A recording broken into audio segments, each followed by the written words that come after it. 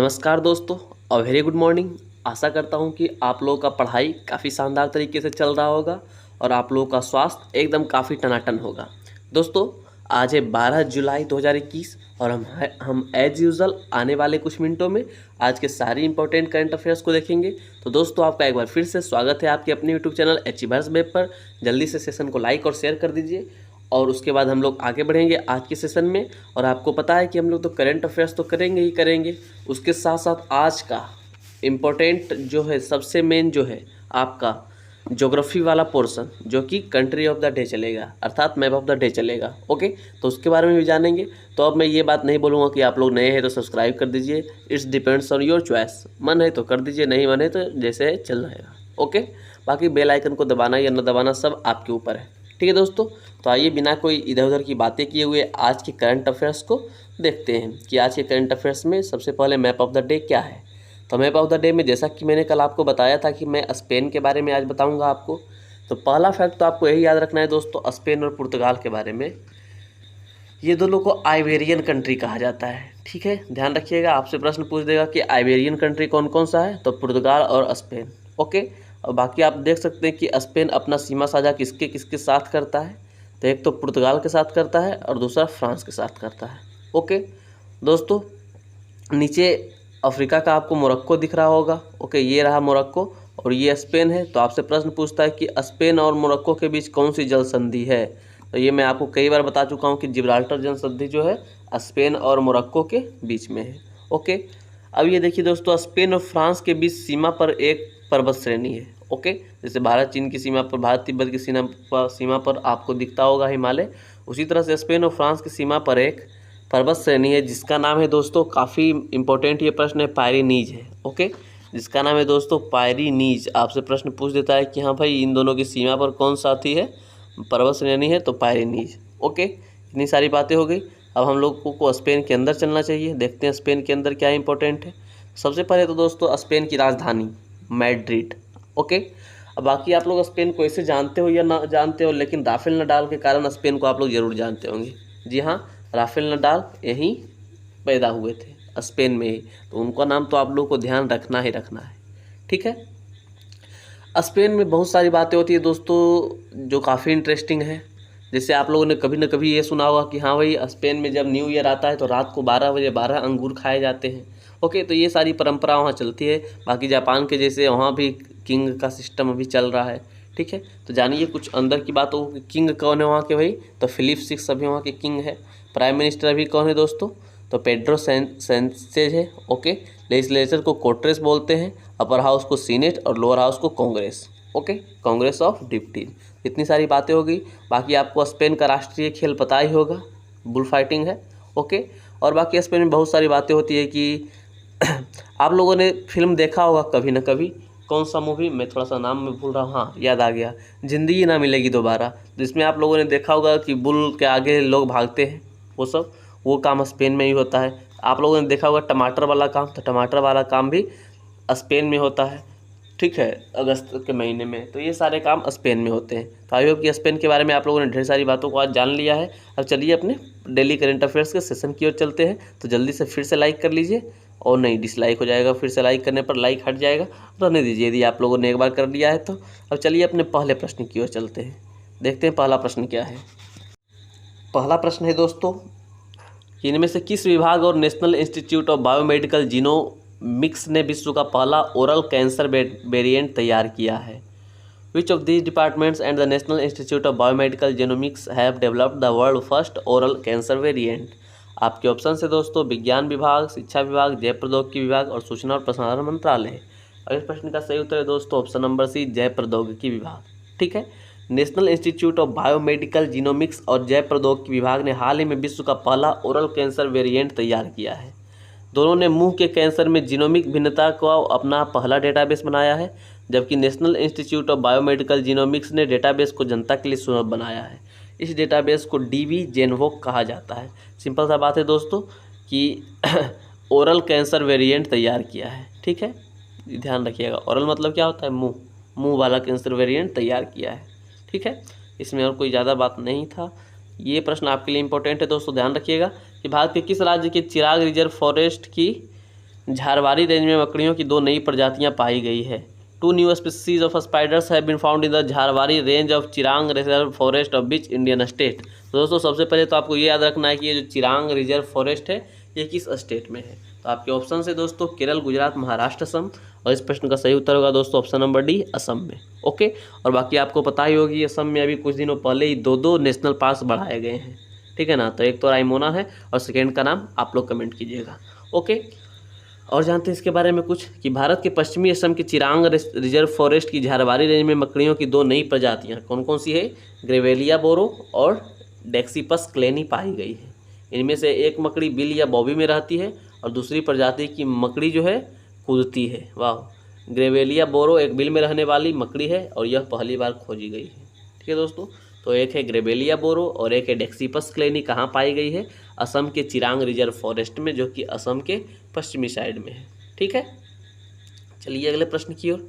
अगला प्रश्न क्या है देखते हैं कि श्री नितिन गडकरी ने किस नगर में देश के पहले LNG सुविधा का उद्घाटन किया है। In which city did Shri Nitin Gadkari inaugurate the country's first LNG facility. आपके ऑप्शन से इलाहाबाद, गांधीनगर, नागपुर और पुणे। इस प्रश्न का सही उत्तर है दोस्तों option number C, Nagpur. Okay, Nitin Gadkari ने ऊर्जा और विद्युत क्षेत्र की ओर कृषि के विविधीकरण को लिए वैकल्पिक जैव ईंधन के महत्व पर जोर दिया है। उन्होंने आज नागपुर में देश के पहले LNG सुविधा संयंत्र का उद्घाटन किया है। आप लोगों ने LPG CNG का नाम सुना होगा कि LNG थोड़ा सा नया है, तो आप लोग क्या कीजिएगा ना, LNG का कमेंट कीजिएगा फुल फॉर्म कि LNG का पूर्ण रूप क्या होता है। ओके, चलिए नेक्स्ट प्रश्न की ओर चलते हैं कि आज भगवान जगन्नाथ की पूरी रथ यात्रा निकाली जाएगी। जगन्नाथ मंदिर किस राज्य में है एवं यह किस राज्य यात्रा निकाली जाएगी। दोस्तों विश्व प्रसिद्ध जगन्नाथ मंदिर और विश्व प्रसिद्ध जगन्नाथ यात्रा के बारे में कौन नहीं जानता होगा। यदि इस प्रश्न के लिए भी मैं ऑप्शन पढ़ूं तो ये सरासर अन्याय होगा। इस प्रश्न का सही उत्तर आप लोगों के जुबान पर होगा, आप लोगों के दिल में होगा। इस प्रश्न का सही उत्तर क्या है दोस्तों, जी हाँ, ओडिशा इस प्रश्न का सही उत्तर है। थोड़ा सा कोरोना के कारण इसमें भी बहुत सारी बंदिशें लगाई जा रही है। ओके, देखते हैं क्या क्या है। हिंदू पंचांग के अनुसार हर वर्ष आषाढ़ मास के शुक्ल पक्ष की द्वितीया तिथि को भव्य उत्साह के साथ जगन्नाथ रथ यात्रा निकाले जाने की विधान है। ओके, इस वर्ष 2021 में यह पावन यात्रा 12 जुलाई सोमवार से आरंभ होगी तथा इसका समापन 20 जुलाई मंगलवार को देवशयनी एकादशी के पर्व के साथ ही पूरे विधि विधान के अनुसार किया जाएगा। ओके, तो पूरी रथ यात्रा के बारे में आप लोग याद रखिएगा दोस्तों, ये कहाँ होता है, ओडिशा में होता है। ओके ना, अगले प्रश्न की ओर चलते हैं कि हाल ही में हो रहे महिला की विंबलडन एकल खिताब किसके द्वारा जीता गया है। Who won the recently held women's Wimbledon singles title. आपके ऑप्शन है मारिया शारापोवा, सेरेना विलियम्स, ये तो बाहर ही हो गई थी, एशले बार्टी, और इनमें से कोई नहीं। और इस प्रश्न का सही उत्तर है दोस्तों option number C, Ashleigh Barty. Ashleigh Barty जो है दोस्तों ऑस्ट्रेलिया की है और ये 1980 के बाद से विंबलडन एकल खिताब जीतने वाली पहली ऑस्ट्रेलियाई महिला बनी। ओके, नेक्स्ट पॉइंट है कि एशले बार्टी की जीत के बाद उनके आदर्श ऑस्ट्रेलियाई इवोन गुलागोंग कॉली के 50 साल बाद हुई। ठीक है, एशले बार्टी ने कैरोलिना प्लिस्कोवा को हराकर अपना पहला विंबलडन खिताब जीता। तो दोस्तों उपविजेता कौन है, कैरोलिना प्लिस्कोवा। आप लोग ध्यान रखिएगा।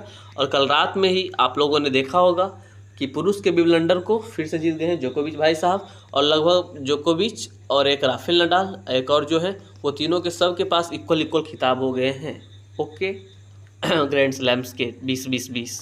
ठीक है, इसके बारे में मैं आपको आज बताऊंगा जब वो प्रश्न आपके सामने आएगा। ठीक है, मतलब कल के सेशन में वो जरूर रहेगा। अगला है कि महमूदुल्लाह हाल ही में टेस्ट फॉर्मेट से संन्यास लेने की घोषणा की है, वो किस देश के लिए खेलते हैं। Mahmudullah has recently announced to retire from the test format, which country does he play for. आपके ऑप्शन है पाकिस्तान, बांग्लादेश, श्रीलंका, अफगानिस्तान। और इस प्रश्न का सही उत्तर है दोस्तों बांग्लादेश। महमूदुल्लाह के बारे में आप लोग अवश्य जानते होंगे, ये बांग्लादेश के रहने वाले हैं और बांग्लादेश से ही खेलते हैं क्रिकेट। ओके, नेक्स्ट है कि पोलैंड में भारत की अगली राजदूत किसे नियुक्त किया गया है।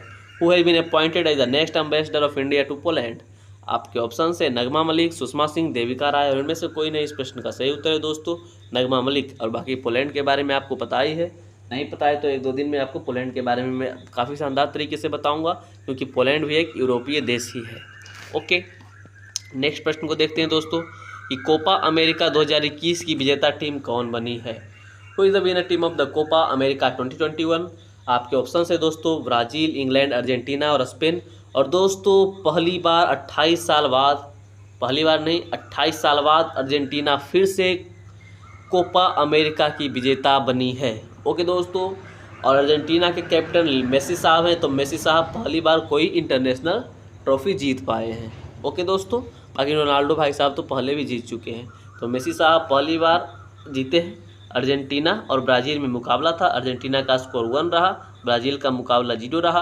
अर्जेंटीना के कैप्टन मेसी, ब्राज़ील के कैप्टन नेमार थे। ओके, तो ध्यान रखिएगा, कोपा अमेरिका काफ़ी न्यूज में रहा है, तो इसके बारे में आपसे पूछ सकता है कि कोपा अमेरिका की विजेता कौन है भाई, तो अर्जेंटीना है, मेसी साहब की टीम। ओके, नेक्स्ट प्रश्न को देखते हैं दोस्तों। द प्रेगनेंसी बाइबल पुस्तक के लेखक का नाम बताइए। Name the author of the book the pregnancy Bible. आपके ऑप्शन है विद्या बालन, अनुष्का शर्मा, नेहा धूपिया और करीना कपूर खान। और इस प्रश्न के सही उत्तर है दोस्तों option number D, Kareena Kapoor Khan. बाकी करीना कपूर खान कोई इसका बहुत ज़्यादा एक्सपीरियंस है, इसलिए उन्होंने इस टाइप की पुस्तक को लिखा है। ओके, करीना कपूर खान ने अपनी नई किताब करीना कपूर खान की प्रेगनेंसी बाइबल की घोषणा की है। अभिनेता ने इसे अपना तीसरा बच्चा भी कहा है।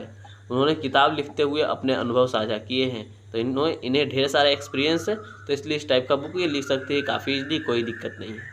ओके, नेक्स्ट है दोस्तों, कि निम्नलिखित में से किसने 2021 स्क्रिप्स नेशनल स्पेलिंग बी जीता है। Who among the following has won the 2021 Scripps National Spelling B.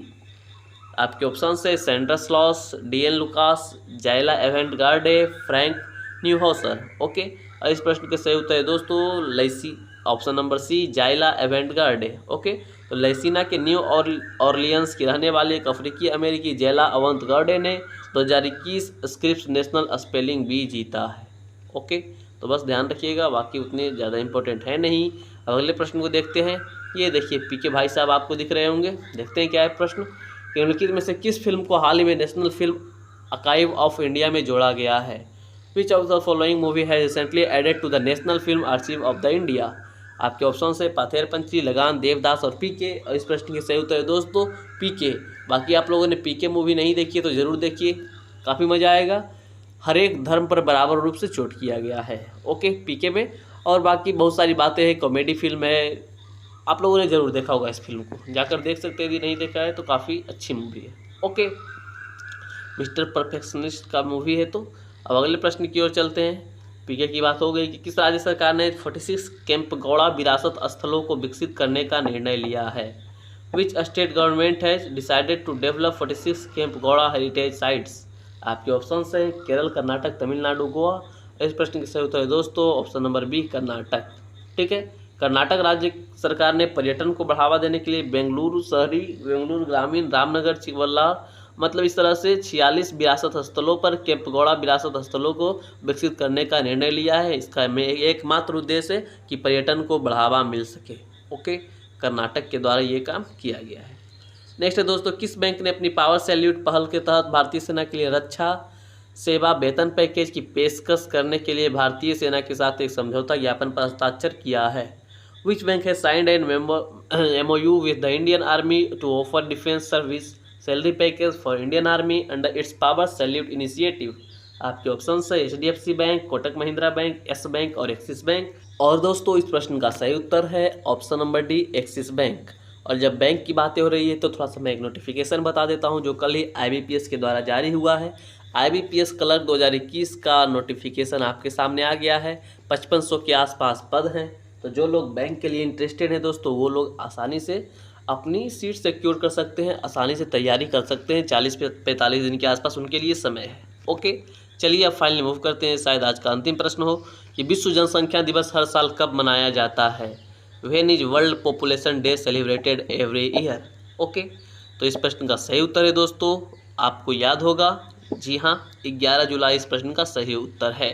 काफ़ी इजीली आप लोग याद कर सकते हैं दोस्तों, एक और एक मिलते हैं तभी पॉपुलेशन बढ़ता है, तो इजीली आपको याद रह जाएगा कि 11 तारीख को विश्व जनसंख्या दिवस मनाया जाता है। ओके, याद करना है, बाकी आप लोग ज़्यादा कुछ इस बात को लीजिएगा नहीं।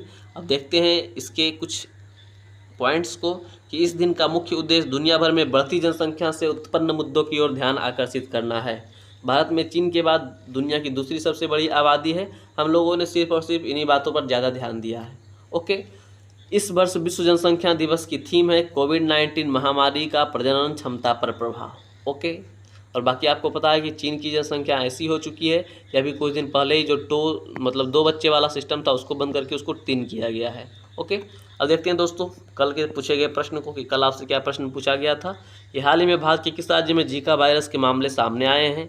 विच इंडियन स्टेट है reported Zika virus cases recently. और आपके ऑप्शंस थे दोस्तों जो भी थे। इस प्रश्न का सही उत्तर था दोस्तों ऑप्शन नंबर सी केरला। आप में से बहुत सारे लोगों ने काफ़ी शानदार तरीके से उत्तर दिया था। इसी तरह से आप लोग उत्तर देते रहिए। जितने भी अंदर प्रश्न पूछे जाते हैं 3-4 उस सारे प्रश्नों का उत्तर दीजिए ताकि आपको रिवाइज हो जाए वो सारी बातें। ठीक है ना दोस्तों। अब हम लोग चलते हैं क्वेश्चन ऑफ द डे की ओर कि Tiangong is the flagship space station of which country. आपके ऑप्शन है दोस्तों यूएई, चाइना, जापान और साउथ कोरिया। आई थिंक ये प्रश्न जो है दोस्तों रिपीटेड है, तो ये प्रश्न का जवाब आप लोग दीजिएगा यदि आपका मूड हो तो। नहीं तो आज आपसे एक और प्रश्न पूछ रहा हूँ, उस प्रश्न का भी जवाब आप लोग दीजिएगा। और प्रश्न क्या है दोस्तों ये मैं बताता हूँ। प्रश्न ये है दोस्तों कि ऑस्ट्रेलिया ओपन 2021 की महिला की विजेता कौन है।